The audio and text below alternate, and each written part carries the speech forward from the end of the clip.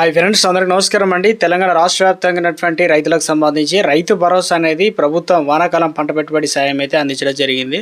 So నిన్నటి వరకు మనకు ఎన్ని ఎకరాల వరకు అయితే జమ కావడం జరిగింది. వాస్తవానికి ఇంకా ఏమైనా డబ్బులు అనేది రిలీజ్ చేసే అవకాశాలు అయితే ఉందా ఈరోజు? ఒకవేళ రైతు భరోసా అనేది మనకు ఎన్ని ఎకరాల వరకు సీలింగ్ విధానం విధించే అవకాశాలు అయితే ఉంది. తెలంగాణ రాష్ట్ర వ్యాప్తంగా ఉన్నటువంటి రైతులకు సంబంధించి ప్రభుత్వం నుంచి లేటెస్ట్ అప్డేట్స్ అయితే రావడం జరిగిందండి. ఈరోజు తేదీ చూసుకున్నట్లయితే జూన్ 24వ తారీఖు అండి. రైతులకు సంబంధించి రైతు భరోసా అనేది కొంతమందికి డబ్బులు పడలేదంటున్నారు. సో వారికి మరి ఎప్పుడు పడే అవకాశాలు అయితే ఉంది. కొత్తగా తెలంగాణ రాష్ట్ర వ్యాప్తంగా ఉన్నటువంటి ఏదైతే పట్టాలు పొంది ఉన్నారో వారికి తప్పనిసరిగా నిధులు అనేది జమ చేస్తామని చెప్పారు కదా, మరి వారి విషయంలో ఏంటి? యాసంగి సీజన్ సంబంధించి రైతు భరోసా అనేది వస్తుందా రాదా?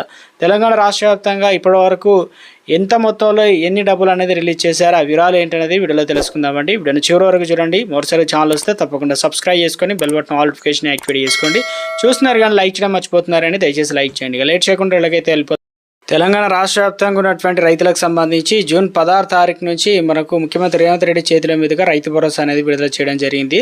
సో మొదటి రోజు వచ్చేసి 2 ఎకరాల వరకు 2,349 కోట్లు, ఇక రెండవ రోజు వచ్చేసి 3 ఎకరాల వరకు 3,901 కోట్లు, అదేవిధంగా మూడో రోజు 4 ఎకరాల వరకు 5,215 కోట్ల మేరకు, అదేవిధంగా నాలుగో రోజు వచ్చేసి 5 ఎకరాల వరకు చూసుకున్నట్లయితే మొత్తం 6,404 కోట్లు ఇలా ఎకరాలకు, ఇక ఐదో రోజు వచ్చేసి 7 ఎకరాల వరకు 7,301 కోట్లు, ఇక ఆరో రోజు వచ్చేసి మనకు 9 ఎకరాల వరకు 7,770 రూపాయలు అనే ఇన్ని కోట్లు, ఇక ఏడో రోజు వచ్చేసి 15 ఎకరాల వరకు మొత్తం 8,284 కోట్ల రూపాయలు అనేది రైతు భరోసా అనేది సొమ్ము అనేది రిలీజ్ చేశామనేది. ఇంత తక్కువ మొత్తంలో రైతు భరోసా అంటే ఎప్పుడు కూడా మనకు ఇంత తక్కువ టైంలో రైతు భరోసా అనేది నిధులు అనేది జమ కాలేదని చెప్పేసి ఇది చరిత్రలోనే మొట్టమొదటిసారి. కానీ రాష్ట్ర ఆర్థిక పరిస్థితి బాగలేకపోయినా రైతు సంక్షేమం ఎలాంటి రాజీ పడకుండా వానాకాలం రైతు భరోసా పథకాన్ని పూర్తి చేసిన సీఎం రేవంత్ రెడ్డి